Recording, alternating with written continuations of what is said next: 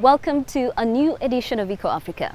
Well, despite the many environmental threats our planet faces, there are some glimmers of hope on the horizon. For example, in some African countries, elephant populations are growing again. More on that later. I am Sandra Twinovidio. Greetings from Uganda. And I am Chris Alems coming to you from Nigeria. We've got a bunch of interesting stories for you on today's program. So let's get started with a look at what's coming up. How plastic is getting upcycled in Egypt. How volunteer divers in Spain are removing metals from the ocean. And why forests in Kenya are service providers. Here in Africa, we often hear about elephant poaching and declining elephant populations. These are ongoing problems in some countries, but not in Botswana, which is home to the world's largest elephant population. The southern African country is seen as a role model in Africa in many respects. Good governance, a fair distribution of the wealth, and also conservation. Recent decades have seen elephant numbers grow, but sometimes they come into conflict with local communities.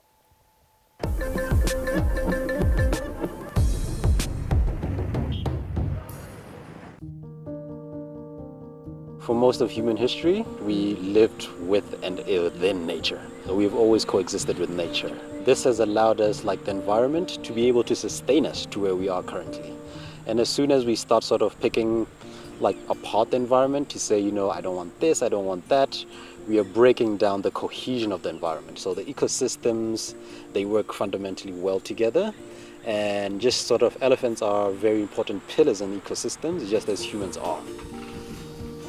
Walona Sehularu knows what he is talking about. Born and raised here in the Okavango Delta region, the passionate conservationist is now the Community Outreach and Education Coordinator for Elephants for Africa. The charity, which is committed to protecting the endangered African elephant, is pleased to see elephant numbers growing. But this hasn't been without problems. Locals all have stories to tell about close encounters with these wild animals. The community and their fields are situated in an elephant corridor, a migration route for elephants on their way to watering holes. We are right by the river. When elephants come there to drink, depending how the wind's blowing, they sometimes smell the crops. Then they come and eat them. In the past, the villagers used to burn chilies to ward off the elephants, even sleeping in the fields to keep the fires going during the harvest time. It was around 35 years ago that I saw the first elephant here, and the number of elephants has constantly increased since that time, more and more year after year. But farming is our main source of income, and it's also our passion, so we just keep at it. We didn't give up despite the conflicts with the elephants. But since Elephants for Africa erected a massive electric fence around the fields a few months ago, locals have noticed a vast improvement. Ever since, there have been no reported instances of elephants making impromptu visits. Being able to provide them with mitigations that keep elephants and other animals away from their fields, it means they don't have to worry about elephants destroying their fields, and then they can take that time to start considering elephants as something other than a threat. Botswana's Okavango Delta is one of Africa's last great natural sanctuaries. The vast area of swamps and flooded grasslands are teeming with wildlife that conservationists are keen to see protected. As leader of the Community Coexistence Program, Walona Sehularu helps locals recognize that living in harmony with nature can have a number of benefits. I am afraid of the elephants, but they help generate income for the people here. Thanks to them, some villagers have jobs at lodges, so I don't want them to disappear. Tourism is the second largest contributor to Botswana's GDP, after diamonds, and there is a push to see more growth in the sector. Many locals find work in lodges and camps, an increasing number of which are focusing on sustainability. Botswana is taking a progressive approach to conservation. Building materials like concrete are not permitted anywhere in this area. Everything must be in harmony with nature. If we don't conserve this and working close to the community, and if they don't buy into it, there won't be this wildlife which guests are coming to see. To foster a passion for conservation in children, Walona Sehularu often visits schools. Respect yourself, respect each other, respect your environment. Woo! He also shares tips on how to behave around wild animals. First, look around, make sure you're not in the middle of a group of elephants. Next animal is a hippo. Never get in between a hippo and water. The water is their safe place. So give them space in order for them to go back into the water and they won't bother you. Last animal is a lion. Lions are visual hunters. If you give them your back, they will take that as a cue to go hunting. A large part of Walona Sehularu's job involves community outreach. But he also spends time out in the field. More elephants can be found in Botswana than in any other country in the world, around 130,000 in total. Elephants are social animals, but how do they interact? Sehularu takes a very 21st century approach to researching the topic. Essentially, we're trying to build a database to try and help us analyze the social networks between the elephants. Essentially the same as you would have in like social media to see, oh, this person is close friends with these people, but they have a larger acquaintance circle, which includes this person, and that person. Given the social similarities between elephants and humans, peaceful coexistence seems like an achievable goal, and one worth pursuing for all the inhabitants of the Okavango Delta. What a wonderful project that is. Time now for a very different topic. We're heading to Europe. Did you know that dancing the night away can be good for the environment? A club in Scotland has found a way to harness body heat to generate clean energy. So what are you waiting for? Get your body moving. Here, clubbers help save the environment, one dance move at a time. The SWG3 Club in Glasgow stores partygoers' body heat for reuse, because these days people want things to be more sustainable, even going out. It makes you feel good, like when you can contribute to helping like the environment and stuff, but you're also doing something you love, like in the process, like clubbing. The planet is a gift to us, we're not a gift to the planet, and that's what people need to remember. It needs to be a part of that. Yeah, it has to, you know, we'll be raving in our 70s if the planet is on fire, so This system is called body heat, and it turns dance floors into mini power plants. Each person provides some 150 to 450 watts, and since 2022, the club has been using that energy throughout its venue, even during the day. The aim is to cut fossil fuel use to zero. We're trying to capture and harness the energy created by heat in gigs or clubs, and we're trying to store that and use that to heat and cool spaces around the venue, either at that time or at a later time. And we're doing that so that we can reduce our energy footprint and our electricity consumption, and then remove gas completely from the venue. Ventilators on the ceiling absorb the warm air from the 3 dance floors. Heat pumps then convey the energy into the yard using a carrier fluid. There, it's stored in 200-meter deep holes to be reused during the day. The innovative system is one of a kind. David Townsend is an entrepreneur in the energy sector, and he spent 3 years developing it. The heat comes from the boxes in the ceiling all the way to the boreholes in, a minute or less. But the amount of time you can store the heat in the rock is very flexible. So we can put heat in there during the night and take it out during the day, but we can also put lots of heat in there during the summer and take it out in the winter. So we can do multiple different lengths of storage. But how much CO2 does the system cut?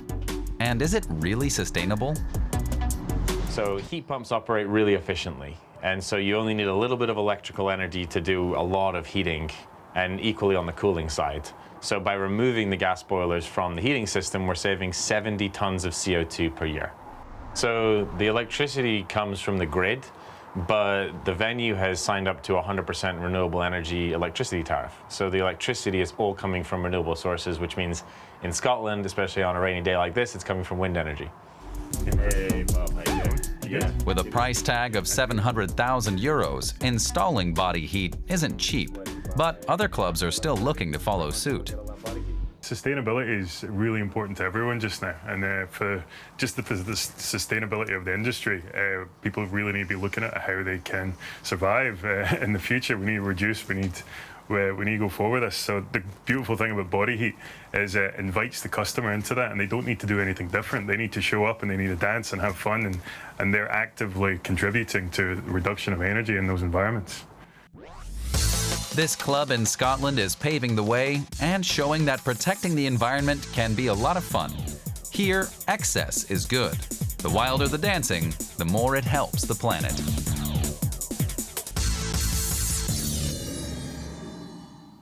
Wow, that's amazing. Staying in Europe, our next report takes us to the Mediterranean.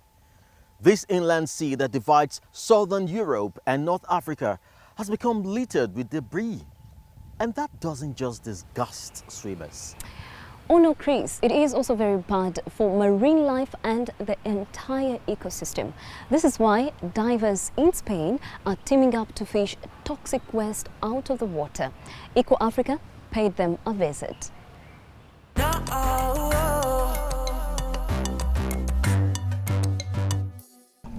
Short-snouted seahorses, soft corals, Neptune grass, gropers, and a wide variety of seaweed inhabit the Mediterranean waters off Murcia in southeastern Spain. With 73 kilometers of coast and the biggest saltwater lagoon in Europe, it's a paradise for recreational fishing. But many fishermen use lead sinkers. They can end up on the seabed, where they pose a threat to marine life. Let's take the case of a fish feeding on algae growing on a piece of lead. When that fish approaches and begins eating the algae, it also ingests the lead. It becomes part of the marine food chain, the small fish being eaten by the bigger fish, and so on. The lead is passed from one to the other until finally we, as seafood consumers, wind up with that lead on our plate. Some fishers are starting to use alternative sinkers made of ceramic or zinc. But the WWF estimates between 500,000 and 1 million tons of fishing gear, including hazardous metals, still ends up in our oceans each year. To combat the problem, volunteers from Hippocampus, an organization focused on the conservation of short-snouted seahorses, have launched the Plum Boom project. Plum Boom is a project born after so many dives, where we saw so much rubbish made from metal, from lead used in sport fishing and professional fishing. Nets loaded with lead sinkers, for example. To remove the metals from the sea, the project relies on a vast network of volunteer divers, like Felix Arias Herranz. Today, he's joining a cleaning expedition at Cabo de Palos, a seaside village in one of the most biodiverse areas in the Mediterranean basin. We're going to collect lead from the sea floor, mainly marine weights and hooks from fishing gear. Small pieces that settle on the bottom and get half buried. Let's see if we get lucky.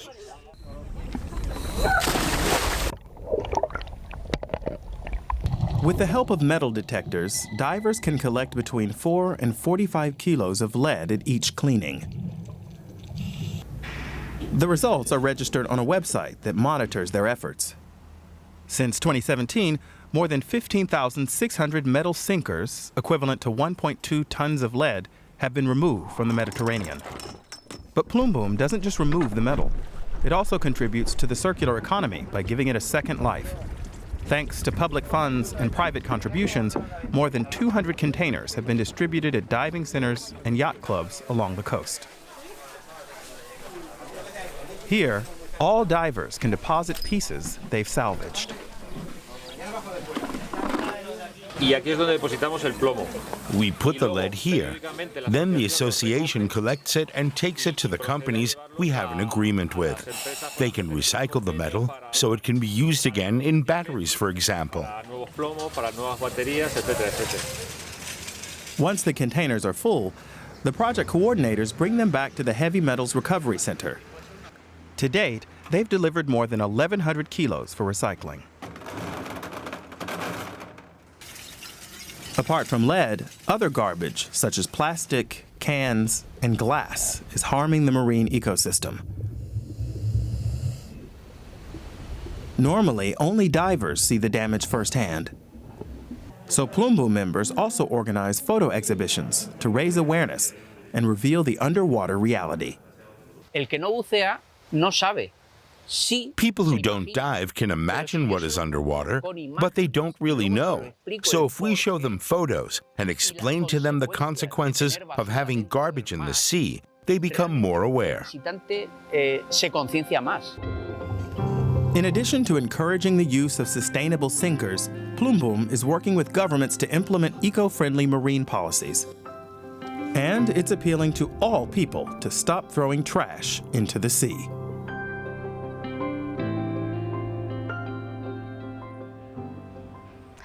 We are now crossing the Mediterranean now, heading from Spain to Egypt. The North African country has a big waste management problem. Every single year, it produces 100 million tons of trash. A lot of that is plastic. So why not use it to make something useful? Here is this week's Doing Your Bit.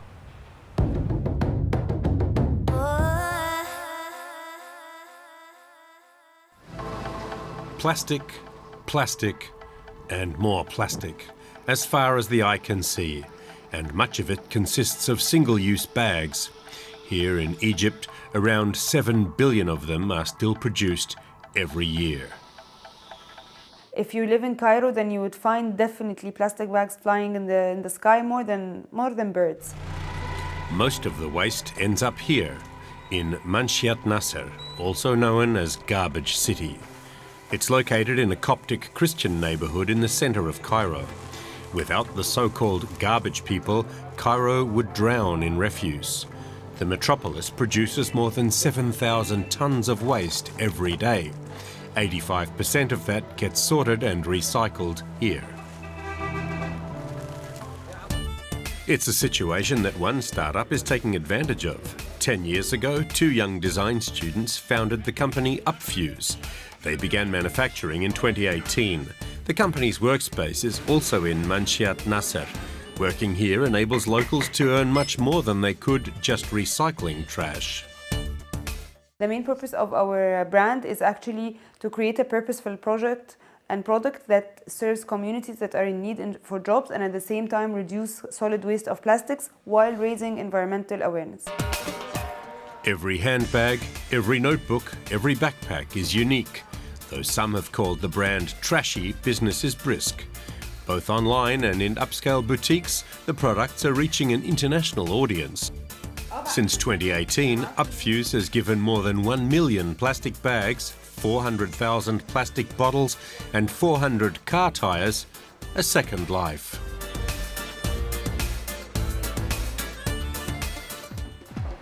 And how about you? If you're also doing your bit, tell us about it. Visit our website or send us a tweet. #DoingYourBit. We share your stories. Forests are of huge benefit for many things, including climate regulation, providing water, timber, energy, biodiversity, and so much more. But as we speak, they are disappearing at an alarming rate. Over the last 10 years, Kenya's forest cover has dropped from 10% to just 6% of the country's surface area. But there is some good news. Over the past few years, more than 5,000 people who had illegally encroached on and settled in some parts of Kenya's Kirisha forest voluntarily moved out. This has paved the way for natural forest regeneration. Strong hands, fertile soil, and water. From this simple starter kit, many trees will grow. Here at the edge of the Kirizia forest in central Kenya, Samburu women grow seedlings by the hundreds in a community-owned nursery. Once the seedlings mature, they're put into the ground. The women receive funding from the government and various NGOs. 80,000 seedlings have been planted so far. The tree nurseries have been a real benefit to us. We can earn money, so we can pay school fees for our children, or we can start up businesses. But that's a recent development. Until 2020, few Samburu gave much thought to reforestation. To make charcoal, many chopped down trees in the Kirizia forest. Covering 92,000 hectares, this forest reserve feeds many large rivers and is an important source of water in otherwise arid Samburu County.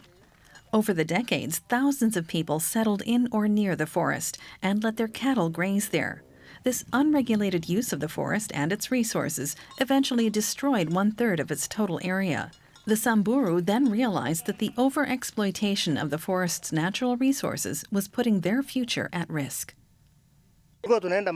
We were having to trek 5 kilometers to fetch water.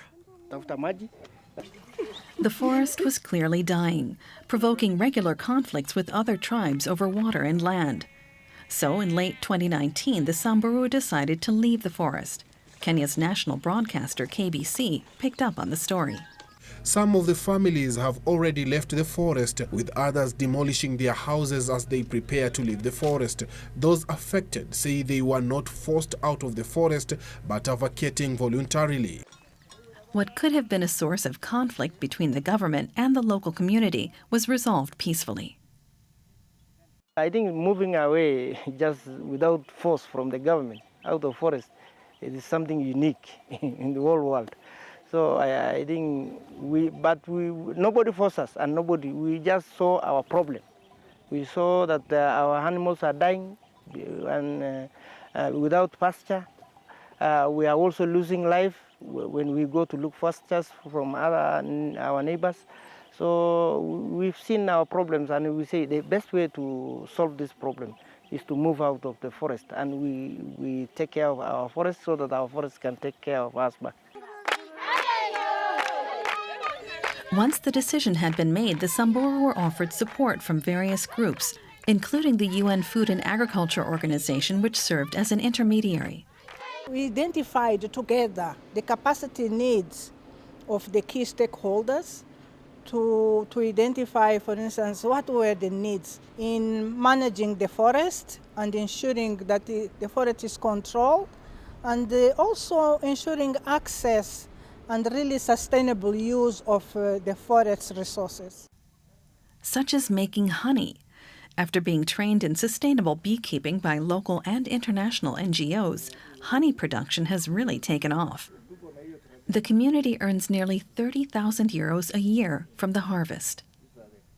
Mostly we get up to 1 ton, maybe in 2 months, or at least these are some of the benefits they are getting. Because before, they don't have these things. They only graze and that's it. On the outskirts of the Kirizia forest, the Samburu are building a future for themselves that doesn't come at the expense of the environment.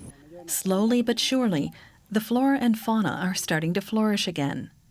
As the vegetation and soil recover, the ecosystem is retaining more water again, too. After we move out of the forest, we voluntarily move out of the forest, we find some very unique things happening in this forest. Because one is like this one, this water now. We find this dam now is full of water, and the level of water now is going even up to our homes there. And the Samburu are noticing that here, the effects of Kenya's nationwide drought aren't quite as dramatic as they were just a few years ago. And that brings this week's show to a close. I hope you enjoyed the program, and we look forward to seeing you again next week. Until then, take care. I'm Chris Alems in Nigeria, signing off. Time to say goodbye as well from Uganda. Be sure to check us out on all our social media platforms so that we can all stay in touch. That's all for now. I am Sandra Twinodio. Bye-bye.